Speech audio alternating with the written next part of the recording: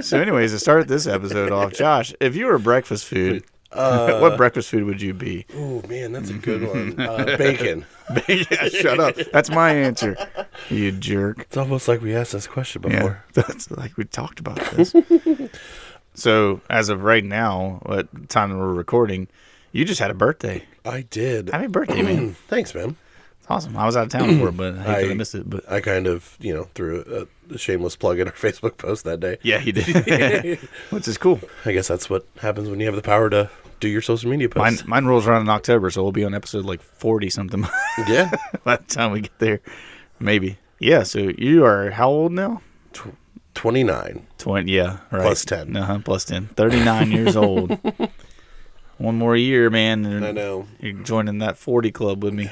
I'm like, you got a long ways to go to catch up, though. Yeah, the extra 2 kids kind of help bridge that ages you a little bit. That age gap. Yeah, that's fair.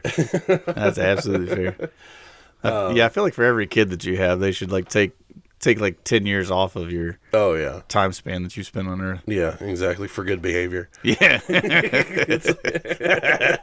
That's hilarious. Your time served. They're like, yeah, man, you've done enough. We appreciate you. You kept them alive for 18 years. Good for you. Yeah.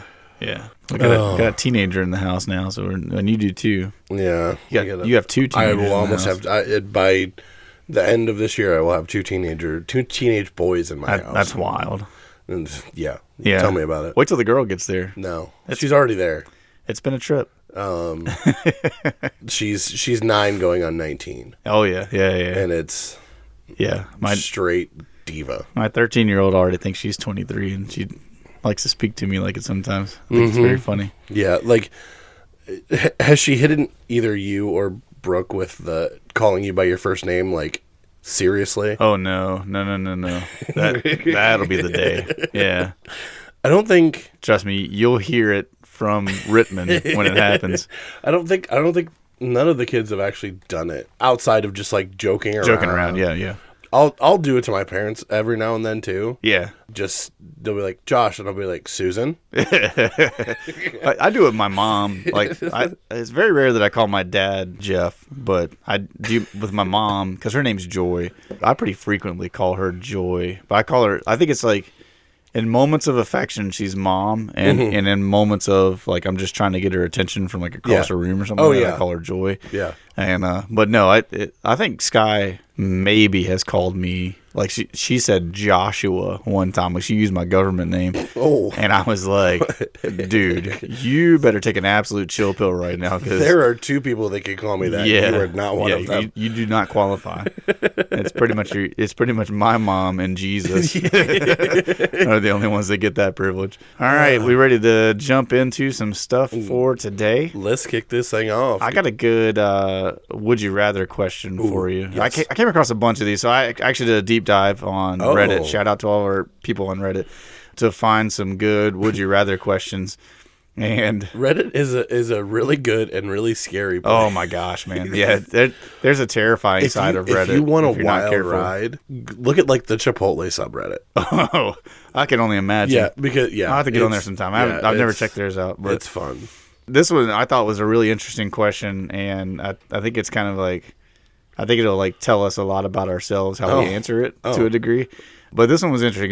It said, would you rather always be able to tell when someone else is lying, but everyone else can also tell when you lie, or never be able to detect lies, like so you're kind of gullible in that sense, but have the ability to lie perfectly without ever being caught? Ooh.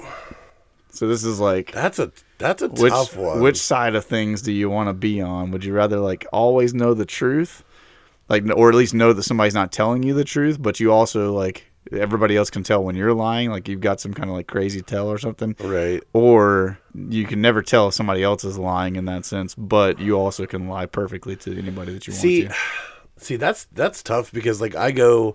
Like, I mean, obviously lying is not the greatest thing to do, but sometimes you have to, like, not necessarily bend the truth, but, like, soften the truth for some people. Sure. And it's like, if you told them the flat-out truth, like... Well, it's like your kids, right? Like, we protect our kids from certain things by not telling them the full truth of the matter. just because maybe their young brains aren't ready to like handle it. Yeah, exactly. Yet, so. I mean, you'll explain it to the best that they need to know. Yeah. And I guess that's more or less like hey, you don't need to know all of this right now, but I'm going to tell you part of it. Right. So it's not like you're withholding the truth, or you're withholding the truth. It's not like you're lying to them. Well, and that brings in the whole like category of now is it lying by omission, right? Because that's like a whole thing that people argue about. Yeah. And so I don't know kind of where all that stands as far as like what would this, the creator of this hypothetical question, what would they consider to be lying? Like you can never lie in partial or in whole. Right. So if that's the case, then see, I don't know. That's a tough one because my first thing is like when you're, a strategy for parents for like little kids if they don't know their kids are lying or whatever, like, if you lie, your ears turn red, so then they'll instinctively cover their ears when they lie. So then you're like, oh yeah, all right. Man, I would almost have to say, maybe in this case, ignorance is bliss. Really? So you're going for the second option, like to never be able to tell if somebody's lying, but also be able to lie perfectly yourself. Yeah. See, I'm on the first one. As big of a risk as it is, in the sense that people would know that you were lying. You know me. Like I'm a straight shooter for the most part. Right. There are times where I kind of, like I said in the previous episode, tact, right? Right, like I try to use as much tact as possible, but at the same time, I'm just going to tell you the truth because I feel like just ripping the Band-Aid off is better a lot of times than trying to like do the slow method of it. And so for me, I'm like, let's just get everybody telling the truth, right? At least I'm going to know if you're lying to me or not. And then if I need to confront you about it, I can confront you about it. But, it doesn't scare me so much with people knowing when I'm lying. Because I think that, like, the only times that I ever lie, I think, at least from my estimate of things, is what you were talking about, that usually if I'm telling a lie, it's to protect the other person, right? Right. And I would hope that even if they knew that I was lying, that people would be able to see, well, he's not telling me the full truth because he's trying not to hurt me in that sense. I guess if you put it that way, then I would lean more to the first one. But I mean, there's some things that like my kids don't need to know right now. Oh, absolutely. So like that's probably why I'm leaning towards the second option. Right. Just more so because it's just one of those things where I get that. I mean, totally get it. It is funny though. I mean, like you are around people enough that when they are lying anyway. Absolutely. I have, one or two people in particular that I can tell exactly like that they're full of crap. Oh goodness, yeah. Some people have such bad tales and stuff, and like so bad of mannerisms and everything that it's kind of easy to read them. When it's funny, like they'll tell you the same story 3 times and it changes all 3 times. Yeah. Those are my favorite. Oh my goodness! All right, let's fire this bad boy off today. You ready? Yep. Good morning, Josh. Good morning, Josh. Recognize me? No? Well, I'm Josh. I got suspended from school because of Josh. You're going to be there with me in every way imaginable, Josh. Josh is truly in a trance, yes. I went to high school with Josh, and I can tell you right now, he's a terrific kisser. Hi, I'm Josh. Josh, these are people's jobs we're talking about, Josh. Thank you very much. Josh walking in the door wasn't even close. Josh, you are a muffin-snuggling pirate puncher. Josh is a good guy. We can talk to him. Please welcome Joshua. Josh.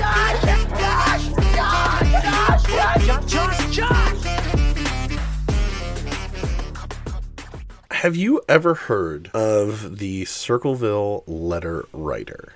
The Circleville Letter Writer. Yes. I don't believe that I have. Okay. So kind of continuing my thing of like mistakes of Ohio or just weird things about Ohio. Yeah.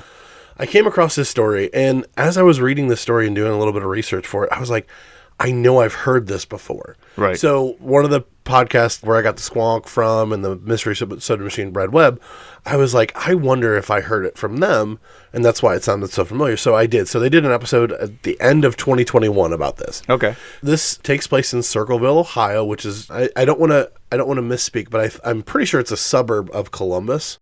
The tale of the Circleville Letter Writer is a tale of a small town terror and mystery that is partially unsolved to this day. Oh. So Awesome. we're gonna go on a little mystery. So this started in the late 1970s, which my brain was like, oh, that's only like 30 years ago. Yep, like we talked about before. I hate it. Yeah. I hate it. I was just editing episode number 17 today, and we talked about that in there. Where it was like, yeah, anytime somebody says 30 years ago or 20 years ago, we think automatically to like the 80s and the 70s and stuff. That's funny. I hate it here.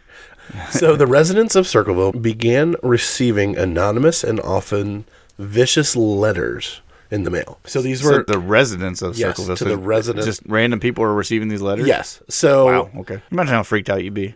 well, like that's the thing. I mean, obviously, like when's the last time you got like an actual letter? Well, Like, yeah, but from somebody. But this is the 70s, though, Right, right? that's what I'm saying, So in like- the 70s, it's kind of a normal thing for them to be receiving letters. But at the Right. same time, oh yeah, you think about today's context. If I got a letter from anybody, If I got a handwritten, okay, who's I'd be like, kidnapped? what kind of anthrax is in this envelope? There's no way. We'll get there. But I'm We'll get there. Sorry, I jumped the gun. But no, I'm sitting there going like, it's just the idea of in a particular town, people receiving like random letters. You know what I'm saying? That's the freaky part of that to me. Okay, so These were all postmarked out of Columbus, so these were relatively close. it's got to be nearby. Yeah. And these weren't your run of the mill, like you park like an idiot. Yeah. Your grass is too tall. Not the letters that we would send. Oh yeah, for sure. These letters contained deeply personal information and accusations of affairs, threats, and general mayhem aimed at disrupting the lives of regular people. Oh, okay. So this is like deep dive stuff. This is somebody that seems to at least have some kind of intimate knowledge of these people. Apparently. Okay. All right. So here's a brief timeline. We'll kind of go through each of these time periods kind of as a story unfolds. So the first letters that were received were to a woman named Mary Gillespie. Now, Mary Gillespie was married. She was a bus driver at the local school, but it was accusing her of having an affair with the school superintendent, Gordon Massey. Okay. Yeah. Basically, these were like, hey, like I've seen you with him, like I followed you around, increasing like you need to go to the school board, like Right. like this isn't right, things like that. Basically, turn yourself in because we know Right. what Like you're doing. basically you go to the authorities or the news or I'm going to. Yeah. This kept continuing on and continuing on and continuing on.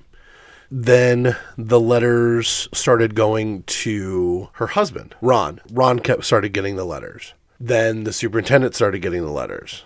So it just kept building and building and building. So whoever this accuser is kind of enlarging the circle of people that are aware of what's going on. Exactly. Okay. Exactly. Now, was her husband aware of any of this before? No. Before the letters started showing up? No, not at all. Interesting. And it also escalated to the point of there were signs posted along her bus route. Oh, geez. Yeah. So they took it even a step further. But nobody had an idea of who these letters were coming from. That's crazy. So if you think about it, relative proximity, I think it's about 30 miles outside of Columbus. Yeah, it looked like it on the map when I saw. So a 60-mile drive, that's like, what, an hour and change?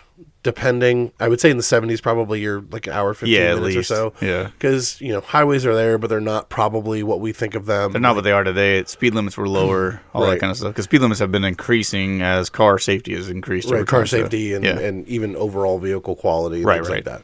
So to drive to Columbus and back almost daily, because that's what the frequency of these letters would be kind of crazy. would be crazy. But like I said, they were postmarked out of Columbus. Uh-huh. Either you have somebody driving from Columbus to observe these things going on, Sure. or you have somebody in the town driving or observing these, driving to Columbus, mailing these letters, and then coming back. Or it's the mailman. Or it could be but then how do they postmark it? Do they say hey? That's what I'm saying. He's got the stamp for it or whatever. Probably doesn't have the stamp for Columbus. Oh, come on. Sure he does. So this kept. Well, but don't they do? Isn't mail by a regional thing though? Because I think that even if you sent something here, because we've sent things out from here before, and if I recall correctly, they end up getting a Cleveland. Right. It's either Cleveland or Akron or whatever it is, like postal stamp Right. on them before they make it to their destination, even if you're sending it right here in this area. Yeah. So I wonder if that. Anyways, that's a side note thing. But it never really got into that, so I don't know how mail works. It's and the only thing same though. It's magic. Yeah. I put a little stamp on the envelope and it put goes it in the mail. anywhere. It goes where I tell it to. How much does it cost? Most of the time. How much does a stamp to Canada cost? Where are you going to? Where are you mailing in Canada? All of Canada. Yeah, the entire nation. I'm just letting them know what's coming. Dear Canada. Yeah. That's a Parks and Rec joke for anybody who was wondering. So this kept building and building and building. Okay. In August of 1977, there was a phone call. Ron Gillespie got on the phone. It was a Wednesday. It was a Wednesday. Yeah, it's always a Wednesday back in the day. Yeah. It was related to something. Nobody knows what the conversation was on the other side of the phone. All they know is Ron was mad. He hung up the phone, got his coat and his gun, and left. Okay, so remind me who Ron is again. Ron is Mary's husband, Mary Gillespie's husband. So he gets the phone call. Mm-hmm. Gets the phone call, is pissed. steaming mad, gets in the car, Gets goes, his coat and gun, yeah, and takes off. And takes off. They don't hear from him for a little bit, and then all of a sudden they find a car crash. Okay. Ron was killed in the fatal car accident. They measured his blood alcohol content, and I think it was like 0.12. Okay, so he's pretty lit. He's pretty lit. No other foul play. It just appears to be a single car accident. Interesting. So what did he wreck into, does it say? What did the accident look like? It didn't say. Just a single car accident. Mm-hmm. So he maybe ran off the road or hit something like a telephone pole or whatever. Yep. And he's dead. He's dead. He gone. Okay. Who had no direct involvement in this, other than it was his wife that was being accused of an affair. Right. But no time in this has anything been done about the affair, said about the affair, anything like that, like publicly or anything like that. These letters keep coming. Yeah. So these three people are receiving letters about the affair that the woman and the superintendent are involved in, and then the husband is getting letters. And now the husband has gotten a phone call and is dead in a single car accident that he left ticked off and drunk. Right. And had a gun and a coat with him. Right. Okay. Yeah. I think I'm keeping up with everything. Okay. After this, like the letters continued to come and go and go and go, and then became more widespread and malicious during the early 80s. So this is going on into the 80s. So this too. starts in the 70s, is going into the 80s. So now we're spanning decades. Yes. And now you're saying that more people in the town in Circleville are now starting to receive letters on the same topic? Different things about the town.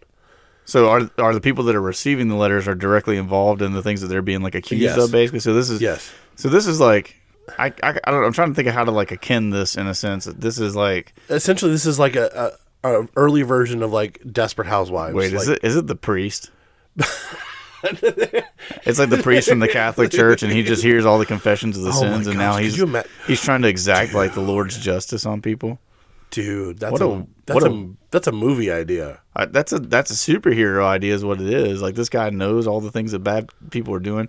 I mean, it's like the flip flop of Daredevil, right? Right. Because Daredevil goes in and meets with the priest at the church and stuff, and the priest talks to him about his sins and everything. But like, what if it was like the flip flop of it is like the priest himself is the actual like superhero? Anyways, we're on a tangent. So various back to Circleville. People are getting letters, about all the crap accusations, threats. So in 1983, Mary Gillespie found another sign popped up along her bus route. So she goes, she's mad, and it was about her daughter. Oh, okay. But it was basically about her daughter being assaulted by somebody. Okay. So she's mad, rightfully so. So she goes to rip down this sign, and there was a box taped behind the sign. Oh, okay. Can you guess what was in that box? Well, I mean, I'm going to go out on a limb and say that since I said anthrax earlier and you said something about that, it might have been that? Along the same line, no, it was a loaded handgun. Whoa. The sign was booby trapped. So it was meant as soon as she pulled the sign down to pull a string to shoot the gun to either kill or injure this Mary Gillespie. That's... A handgun is wild. Yeah. Just because, like, you have no guarantee of, like, what angle somebody's going to pull a sign down from. I mean, unless you just built it in a way that they would have to, like, you know, face on with two hands and, like, rip it off or something. But if you think about it, though, anybody could have ripped off that sign. Yeah, oh yeah, for sure. Like, I mean, you know, it was directly targeted to her. It was about something to her. But if somebody, like, if her friend would have seen that and be like, hey, I'm taking this down. Yeah. Like, they could have. Samaritans trying to help right, out. Exactly. They could have been shot because of this. This person's now seeming more like the Joker to me. He's like, it gets more wild. Let's introduce a little chaos. Yeah. Let's introduce a little chaos. You know how I got these guns? The God Joker. All right. The gun in the booby trap was traced to her ex-husband's brother. Her ex-husband's brother. Yes. Wait, so well, not ex-husband, but dead husband, right? Her dead husband's brother. Her former brother-in-law. So are we assuming that this is the gun that he took with him in the car? No, it wasn't. A different one. Okay. Completely different. This was a handgun. So he took his own gun. And registered to Paul Freshour, who was arrested and convicted of attempted murder in 1984. For this specific instance, right? Like for the sign and stuff. For the sign. Okay. He received a sentence of 7 to 25 years in prison. Most people would say, hey, this is the end of the story, right? But the letters didn't stop. The letters did not stop. Ah, I love this. So that's crazy. Even when Paul Freshour was incarcerated, the letters continued to be sent for the residents of Circleville. So this started to cast doubt on whether he was the person who was writing these letters, right, or he wasn't the only person writing these letters. Right, they were in like tandem together, right? Like that's what I was gonna say. It's like his wife was writing the letters because she had better handwriting, and he's the one. Let me tell you what to say now. That's how it would have to be with me and Brooke. She's got way better handwriting than I do, so I was like, "Here, write this for me." So these continued for another 10 years. So into the 90s, while he was in prison. So we're up to 1994. 1994. Paul, or was it Paul? Hey, your boy was 12 years old at that point. I was 8. Yeah, I was 8. I was safe because I was in North Carolina, though. So I was in Ohio, though. So I made it out. So when Paul was released from prison in 1994, the letters abruptly stopped. Interesting. So these letters continued for 10 years while this dude was in prison. So the letters have continued, but no other incidents? No other incidents. There wasn't like any more signs that were rigged with handguns and stuff like that? It was just... Nope. Presumptively, he could have been the one that planted the sign and things like that. Sure. Because there was no other physical... no more acts of violence. It was just the letters. Yes. Were there phone calls still continuing? It doesn't really say, but all I do know is the letters were continuing the entire time he was in prison, and they stopped as soon as he got out of prison. Like he got reformed or something and went back and told whoever the partner was, like, hey, we got to knock this off. Yeah, apparently. So this is like present day. So that kind of wraps up that thing. So 1994, the letters cut off. Yep. And that seems to be the end of things. Right. But nothing has been officially solved about this person or persons. So it started... Mary gets accused of having an affair with the superintendent. She's a bus driver. Yeah. There were numerous different suspects throughout the whole case. Sure. Her husband. Then the phone call happens. He gets pissed. He leaves. Dies in a car accident. Then how long was it after that so from the car accident to the gun thing? It was roughly 6 years. Oh, so it was a while. Yeah. So he's been dead for a long time. Yep. And then the sign gets put up about her daughter. Yep. Because it was in August of 1977 was when he dies in the car accident. Okay. In 1983 is when the sign was. He got put into prison in 84. Right. 94 he gets released. 10 years later. And that seems to be like as soon as he gets out, let her stop. Everything seems to be the end of it. So the theories and lingering questions. So despite the conviction of Paul Freshour for the booby trap, the identity of the original letter writer or writers still remains a mystery to this day. Like nobody officially knows. And do we know how many different people received letters from? I don't have that in front of me. Okay, I'm just curious, like how, like in a sense, like how widespread was it? Like was this? Because that would make a difference in who your suspect list is. I know there was one other suspect who was also another bus driver. He was kind of upset because apparently the superintendent had hit on his girlfriend or made advances to her or one of the other bus drivers. Gotcha. But he was creepily overprotective of some of the bus drivers, so he was a suspect up until the gun incident. Gotcha. So the gun thing happens, and the police just like full swing on Paul. They're like, it's registered to him, got to be this dude. There is no other option, which I can kind of see that. I mean, who else is going to know the intimate details of, is it Mary? Mary's life, right? Yeah. Other than her husband, who was probably, you know, as all this is going down, is maybe confiding in his brother with different things or something. I don't know. Right. Man, that's a tough one. Do you want to know? I do have one of the letters here. Oh, yeah, I definitely want to. Okay, so I think this was the first letter that she... It says, stay away from Massey. Massey being the superintendent. Okay. Don't lie when questioned about meeting. I know where you live. I've been observing your house and know you have a child. This is no joke. Please take it seriously. Everyone concerned has been notified. Everything will be over soon. And how long was that letter before the gun incident, or before the phone call? That was the first. That was the first letter. Yes, that was the first letter, which was in 77. Okay, so it all happens in the same year, up to his death, right? I think it's about a 6-month time. Man, that's crazy. Yeah. Then a letter to him was, Mr. Gillespie, your wife has been seeing Gordon Massey. You should catch them together and kill them both. He doesn't deserve to live. Wow. So we escalated things a lot. Yep. They went from, hey, this is just a fair warning. You need to stop this stuff because things will be done with soon. And then all of a sudden they're like, go kill them. Yep. That's another wild. letter was, we know what kind of car you drive. We know where your kids go to school. So they're saying we a lot, which insinuates that there is at least more than one. Yep. So basically, kind of re-expounding on the accident, he told his daughter that he was going to confront the person. So apparently he knew.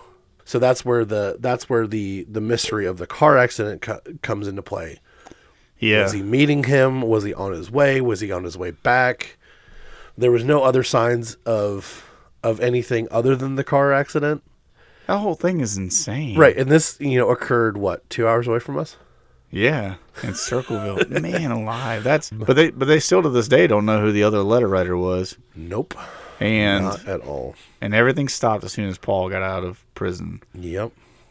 Which means that if they were to follow Paul around, I wonder if they wouldn't be able to figure out who, at that point in time. And so in 1994, when he gets out of prison, right, to see who he talks to. If they would have followed him, to see who he's communicating with and stuff, because it's too much of a coincidence that they stop when he gets out of prison. Right. It had to have been him going back to somebody and being like, okay, we've got to knock this off. It's been long enough, that kind of thing. But that's wild. Yeah, and it was one of those things where I'm gonna try to save this and I'm gonna put it in our Discord, because this is a wild picture of the gun, a gun in a box. They actually there's a picture of it? Yeah. Heck yeah, I want to see this. So I'm going to do that. But so again, nobody knows necessarily who it was. So still an unsolved mystery. Still an unsolved mystery. As to who the other letter writer was, at least. They think that they solved that it was Paul. Right. What was Paul's stance in all this? Does it say anything about his defense? Did he say somebody stole my gun and nope. put that together? Or nope, there was nothing that I saw or anything. I mean, it was his gun. He couldn't explain why it got there. That's a thing. Yeah. So here's a note to everybody: keep an eye on your firearms. Yes. Don't. 100%. Yeah, make sure you know where your guns are at all times. 100%. So yeah, so he couldn't attest for it. It was just a straight mystery of how his gun got there. There was no rhyme, no reason. That is a crazy ride. So I just sent that to you on Discord, the picture. Oh, I see it. So it looks for everybody listening, so what describe what you're seeing. What it looks like to me is it looks like a wooden box that's got like a hinge on the door, right, to open it up. Inside of it was, I don't know what gun it is, but it looks like a Walther, like PPK or something like a small handgun. And the box was set up and rigged so that I'm sure that the gun was positioned where there's like a little window in the side of the box. So it was probably positioned to shoot through that window, through the sign that was attached to that front part of the box. And then there's like strings and stuff tied to the trigger that that when you pulled on the sign should have pulled the string and released the trigger and set the gun off and stuff. And so it's like, I mean, it's very rudimentary. It doesn't look like anything too complicated, but it looks like it should have been at least a relatively effective deal. So here's a little bit more about the gun that I just, by reading this again, I remembered. So the serial number was filed off of the gun, but very poorly. Yeah. So either they knew what they were doing and wanted it to be traced back to them, or they had no clue what they were doing. Or Paul has been committing crimes before this. Right. It said, and when they traced the gun, it came back to a coworker of Paul's. So a coworker of Paul's sold it to him, and he is quoted by saying, "Yeah, I sold that to Paul Fisher or Fresh Hour." But it doesn't say how long before he sold it to him? No. Okay. I was just curious if there was like if it was like 1 week before, then it makes it definitely seem like Paul is right. So is very guilty. Also, Paul and his wife were in the midst of a contentious divorce at the time. So like there's a lot of layers to this that, unfortunately it being in the 80s. Right. A lot of it gets lost and translation and stuff. Man, that is wild though. We might have to become detectives because I want to know more about. So I gotta start looking into the letters. That's what I want to see more of. She had found, his wife had found a couple of letters hidden throughout the house, but he was very cooperative according to all the reports of when the police came to ask him questions about it and everything like that. Interesting. He admitted the gun belonged to him, and he just basically said, "I don't know how it ended up in that booby trap." That's crazy. He did report that his gun was stolen. It was stolen before the incident happened. So he did report it then? Yeah, so he did report it stolen. See, that's a crazy twist. Yeah. Because I understand how the police assumed it was him. Because, of course, you're going to say it was stolen in that sense. I mean, if he planned ahead, any criminal with a good mind could come up with something like that. Like, I'm going to report it stolen, then it's going to be used to do this crime if I'm going to do it, type of thing. But it also does give a little bit of a possibility for him that it's the plausible deniability of it all, which is crazy. I sent you the link to all the pictures. Is Paul still alive? I think he is. Let's go visit him. Is he in Ohio? Dude. Can we just sit down and talk with him? Like, because if he hasn't committed any other crimes since 1994, it makes me seem like that Paul might not be exclusive interview. Yeah. Hey, if you're listening to this right now, give us a comment. Let us know if you want us to go interview Paul if he's still alive. Right. We're gonna find him. Nope. He passed away in 2012. Aw, boo. Come on, Paul. You couldn't hang on a little bit longer, bud? He was still fighting to prove his innocence at that point. Which I guess he was probably 70. In his... Oh, yeah. I was going to say, he was probably in his 40s in the 90s, right? So, like, or ish. Yeah. So, yeah. He would have been on up there. Well, that's so that is the story. That is a crazy story. Circleville Letter Writer. So it was a chilling tale of how anonymity can be weaponizing to sow fear and discord in the community. It's a reminder that sometimes the most unsettling mysteries happen not in dark alleys of big cities, but in the seemingly quiet corners of small town America. And the fact that the letters have continued even while the convicted suspect was behind bars makes this Ohio story a particularly strange and enduringly fascinating. That's crazy. Hey, you want to start writing some letters to people? Oh my gosh, we should. But we make ours just really funny. Oh yeah, like it's like, listen, you have this cowlick in the back of your head that just drives me crazy.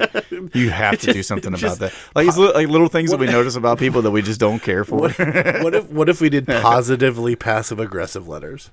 Oh, that'd be hilarious too. That'd be very funny. So if you want a letter, let us know. We actually compliment people a lot, but then tell them one flaw that we found in them. We just do the compliment sandwich, but that compliment is so bad. Oh yeah. Or no, the dig or whatever. Yeah, the one thing is like really bad in the middle, but then we're like terrible. Bookend it with like really nice stuff. Oh yeah. So you're such a good friend, and you're so great. Your food tastes like trash, but I love you to death. Like and you're one of my closest friends. Yeah, like you're the best human being I know. I cover your food with a napkin on my plate as I throw it away. Not calling you out at all. We would be the best at writing letters like that. We should totally do this. If you want a letter, like we're dead serious, give us a comment. We will write you a letter. Yeah, don't put your address, but like just give us a comment or send us a DM and let us know. We would love to do that kind of thing. That'd be funny as crap, dude. But yeah, so I saw this. It sparked. I listened back to the episode from Red Web, and yeah, like it is a bizarre thing that like. Because we think, about social media and stuff like that, like bullying over social media. Like, it didn't start there at all. No. It started here, like people writing letters. Bullying's been a thing since the beginning, right? It's like Cain and Abel for crying out loud, Well, but also, like... He took it a little far, but... So did this one.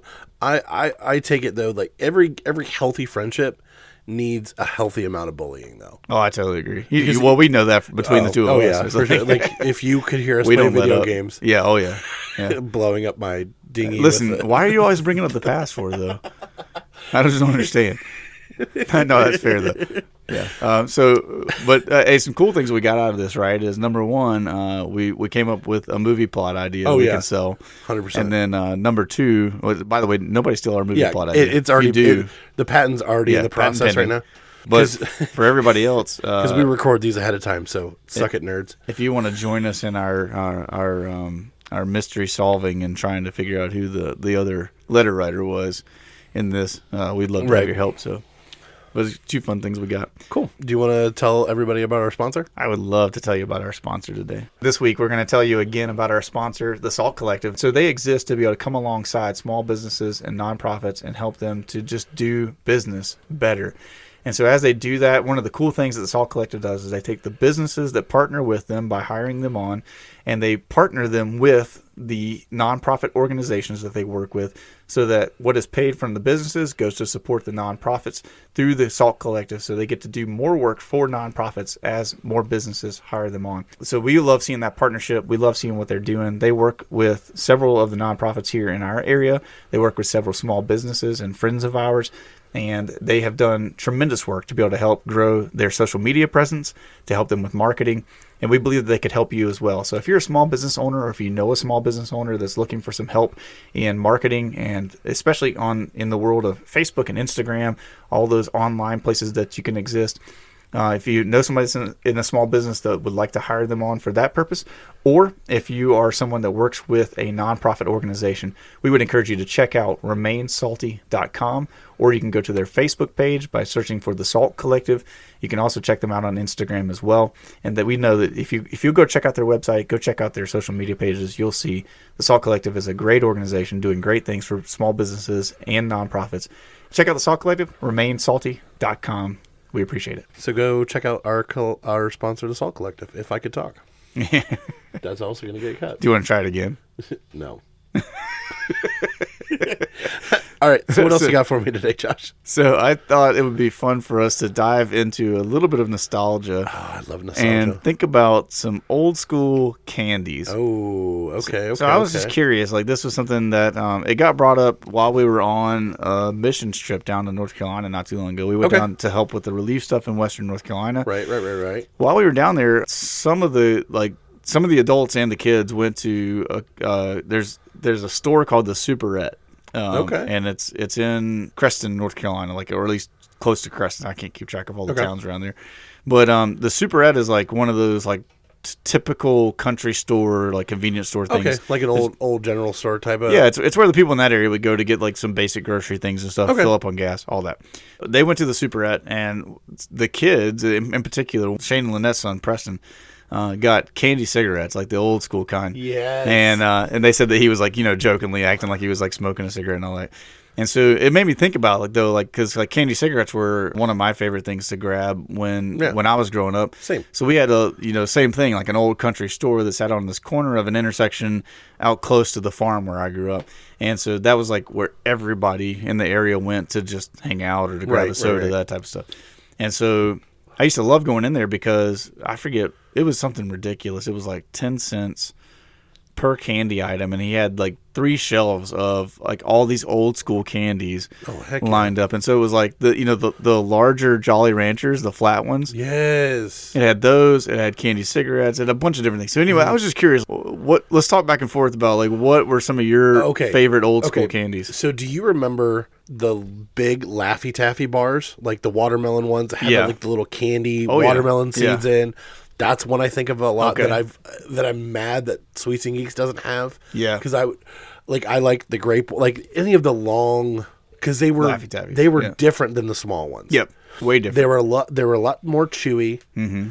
So that's one of because the small ones, it's like you feel like you got to shatter it with a hammer, right? Put it in the microwave for like 10 seconds before you could even start like chewing on them. So that's when you say like nostalgic candies, like that's one that I go. That's a great one. What about you? What's your first thought? Whenever anybody brings up old school candies, the number one thing that comes to mind for me is lemon drops. Oh yeah, because my grandmother, she's probably still to this day, as far as I know, and stuff like that. I don't get to go to her house as often as I would like to, but when I was growing up, she always kept a dish of lemon drops in her kitchen for me, like sitting on the counter. And that was like, it was like the Pavlov's dog thing type of deal, that when I walked through the door of my grandmother's house, my mouth would start salivating until because I got a lemon drop. Those were lemon drops were like a really big one for me. I think we've talked before about those, the strawberry candies. Oh, that nobody knows where they come from. And they got that real soft center in the middle of them and stuff. Yeah. She used to keep those around, so I would eat those every once in a while, but I was bigger on lemon drops. One of the other things, Sunkist had and I've seen them at Sweets and Geeks. I keep wanting to buy them. They're really on the expensive side. They're like little gummy discs. But they're made by Sunkist. They're like fruit discs. But they're like covered in sugar, and they're a gummy texture, right? But like those were ones that I always used to remember my grandma getting, and that kind of thing. The other thing that I think of when I think of old school stuff is Chico sticks. Chico sticks. I don't know Chico sticks. They're like a Butterfinger, but like in a little bar. They look like a little mini cigar. Essentially, is the shape of them, like a little torpedo. But yeah, like Chico sticks. I'll have to try those. I haven't had them. They taste like a Butterfinger-y adjacent thing. I used to when I was in middle school in the summer, we would go out to Rawega, the golf club, when it was a private club, and they had a pool there. It's filled in now, but I would spend a lot of my summer out there swimming, and that was one of the things they had in the little caddy shack, little snack thing that was tied to when you went on the back nine of the golf course. It was at the pool, so you could go on this side for the pool, this side for the golf course, stuff like that. So those would be like a couple of the other nostalgia ones. I'm trying to think. Do you remember? And I think I know that you don't care for artificial cinnamon, correct? And so this one's going to be out for you. But they used to have like the cinnamon like fire Jolly Ranchers that were like those flat ones. So I don't think I've ever seen or had those. So they were like, that's an old school one that they don't do anymore. They used to at one point in time they had cinnamon, like the small ones that we get now in those little wrappers. I don't think I've ever saw that. But yeah, like they had because they had all the typical ones, watermelon, cherry, all those flavors and stuff lined up in that store. But they had a whole box of just the cinnamon, like fiery ones. And dude, like me, I like the artificial like hot cinnamon stuff, and I every single day after school I would beg my mom to like swing by that store so that I could get the candy cigarettes, those cinnamon Jolly Ranchers, and I always say goats, but it's like those caramel creams. You know what I'm talking about? Like the caramel with the little cream it's like cow's tails, but cut up in pieces. You know what I'm saying? Those are so good, dude. I could eat my body weight in those things, and so I would. That's all I wanted to get every time we went to the store. That and a sun drop because I was a fiend for it. See, like I was gonna say, I'm glad you mentioned soda. Like Fruitopia was a huge thing. I've never had Fruitopia. It was like Coca-Cola's I recall Snapple, it vaguely, yeah. Essentially. Okay. Like it was different fruit juices and stuff like that. I remember seeing a lot of people with those now that I'm thinking on it, but I'd never tried it myself. They had them in the vending machines at school and stuff like that.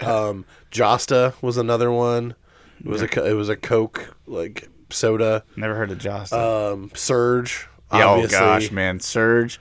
So my dad and I were like crazy about Surge when it came out because we'd always drank Sundrop, and Sundrop was kind of like the go-to on the farm and stuff. Right. I think I've said it before, but like when we were working on the farm, that we took a break every morning at 10 a.m. and that break was you got an ice cold can of Sundrop and a pack of we call them nabs. But they're it's those toast cheese crackers that are like the orange crackers with peanut butter in them. Mm-hmm. So you got a pack of those in a sun drop, and that's what I mean. All 60 of the people that worked on our farm at 10 a.m. every day stopped, and that's what we had for a snack. And so we love sun drop, but when Surge came out, Dad and I tried it, and we're like, oh, this is like sun drop on crack. Yeah, and so we were all about Surge. As a matter of fact, Dad and I would buy it in the 2 liters and keep it in the fridge so we could just hammer down on it all the time. Yeah, and Surge was a big one. So I revert back to a statement that I made before. The fact that I'm not diabetic is miraculous.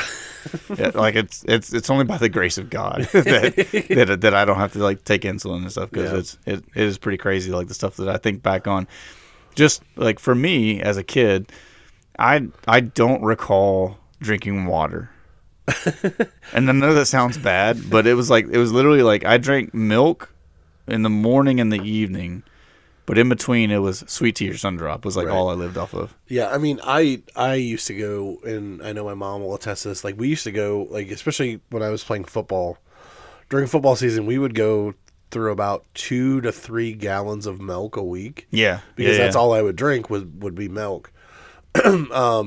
But calcium. Yes. But the other thing that I would remember was, and they still have them around, but you don't see them as frequent. Now and Laters. Oh yeah. We used to love Now and Laters. Now and Laters, Lemon Heads. Lemon Heads were pretty good. I like Lemon Heads. Oh, Sixlets was a crazy thing back in the day. Yeah, they still have Sixlets around, but like I remember back in the day, like that was another one that was in that candy aisle of like the old school stuff that I would go get. Yeah. I was trying to think of here's a wild one for you, or at least I think it's wild because I've seen them around and I've seen them in movies and stuff my entire life. But I just for the first time last week tried an Abba Zaba bar. See, I don't think I've ever had one. Really? Yeah. I actually like really enjoyed it. Brooke was kind of like she had them before and she tried to describe it to me. And I think she was more excited about it than she remembered it being. You know, it was one of those things that kind of didn't live up to the hype in her mind. Yeah. She didn't really care for it that much, but I was a fan. I think I might get another one next time I go to Sweets and Geeks. I was just say Charleston Chew is another one. Oh yeah, Charleston Chew is an old school one. But I got to be honest. I don't believe I've ever had a Charleston Chew. I mean, essentially, it's just like a chocolate covered marshmallow. Yeah. But it's a little bit harder. Right. I mean, Tootsie Rolls are always a good Tootsie go-to. Rolls are great. The Footsies or the Tootsies or the Fruitsies. Yeah. I think this is what we've mentioned before on here about I love the vanilla flavored Tootsie Rolls. Those things are amazing. I got a pack of them and I was excited because there were so many blue ones, but they were blue raspberry. Oh yeah, boo! not that they weren't good. Don't lie to me like that, Tootsie Roll. Don't tempt me when they're vanilla. I'm trying to think of any other obscure candies. Like 100 grand bars. I really like 100 grand are great. That's one of my favorites. Whenever I go to Sweets and Geeks, I buy that one that's got the 3 in one package. I love those things. I know my middle one's gonna hate this, but the whatchamacallit bars. Yeah, I wasn't a big fan of whatchamacallit, but I think it was my mom maybe that they used to eat a lot of whatchamacallits. It kind of reminds me just of like a bigger Kit Kat with like peanut butter in it. I think. Yeah. I mean, that's kind of the vibe. Yeah, it that's gives me. fair. I was trying to think of the ones, like, as far as, like, old school stuff. I mean, like, there's all the typical candy bars that are still around, Hershey's and Snickers and stuff. I've always loved Snickers bars. Right. Because pretty much anytime you combine chocolate, caramel, and any kind of, like, peanut butter, I'm in. Original cookies and cream Twix. Yeah. Oh, my gosh, man. That's a solid choice. Or the original peanut butter Twix. Yeah. Like, the new ones, they just don't have that same taste to them. Yeah, they don't. They taste more artificial. The OG ones were so good. So good. Yeah, anyways, I just thought I'd throw that out there and talk about some nostalgic candies for a little bit. That's good. Now I want so anyways, I was about to say, now both of us have to go to Sweets and Geeks again. Yeah. I was trying to think if there's any other ones. Like Atomic Fireballs, my dad and I used to eat those things like they're going out of stuff. My dad still does. That was like, I forget when it was. It was back like at the end of last year that my dad like said something to me about like he had run out of Atomic Fireballs. So I went on Amazon and ordered him like a whole bucket of them and just sent them to the house. Big League Chew. Oh, Big League, yeah. And what was the grape like bubble gum stuff that you could get? Do you remember what it was? There was because I know they have different flavors of Big League Chew. Well, there's Fruit by the Foot too, or not Fruit by the Foot. Chew, whatever. What's the chew that came in the bubble gum that came in the measuring tape type thing? Yeah. See, I'm drawing the blank on it too. Bubble tape. Was it bubble tape? Yeah, bubble tape. That bubble tape was great. Speaking of Fruit by the Foot, the grape bubble tape I should be specific about. Speaking of Fruit by the Foot, didn't it used to be like 3 feet long? Like they seem so much smaller. Oh, they skimp out now. Okay, like I'm not the only one that. I think that what they've been doing is progressively every year they take an inch off of the 3 foot thing, so they can keep saving money but charging us the same amount. Yeah, but. Yeah, no, there was I'm trying to remember what the name of it was. There was a grape-flavored bubble gum that came in a carton like we used to get BBs in, like a milk carton. Bubba Jug. Was it Bubba Jug is the name of it? I'm thinking, I want to say it was grape-flavored, and they came out like little pellets, but you chewed them all together, and it became like one big wad of bubble gum. And I'm just going to say this. You can fight me on this if you want to. That grape flavor was the best artificial grape flavor that's ever existed on the face of the planet. See, I don't know if it's what I'm thinking of. I don't remember the grape flavor. That's not. Yeah, this was like whatever it was called. I just remember that like I loved, and I'm not a big grape flavor guy, but I used to love that stuff. The thing that I'm talking about looks like a milk carton. Like it looks like the little milk cartons that we got in school. Okay. But it was like grape flavored bubble gum came out of it. Like you poured it out in like little beads. I'm looking to see. I found it. Yeah. This is the stuff. Are you seeing it? Yeah. It just says bubble gum. Yeah. It literally just says juice. Bubble gum, artificial flavored grape juice, bubble gum. That's all it says on the package and stuff. But that stuff right there, I don't think I've ever had that. Looks like little rocks, like little pebbles, and you pour it out and put a bunch of them in your mouth and chew it together. If I ever find any of that, I'm buying it and bringing it back so that you can try it. Because if it remains the same as it was when I was a kid, that grape flavor is what I want every grape flavored thing in the whole world to taste like. I want real grapes to taste like that grape flavor.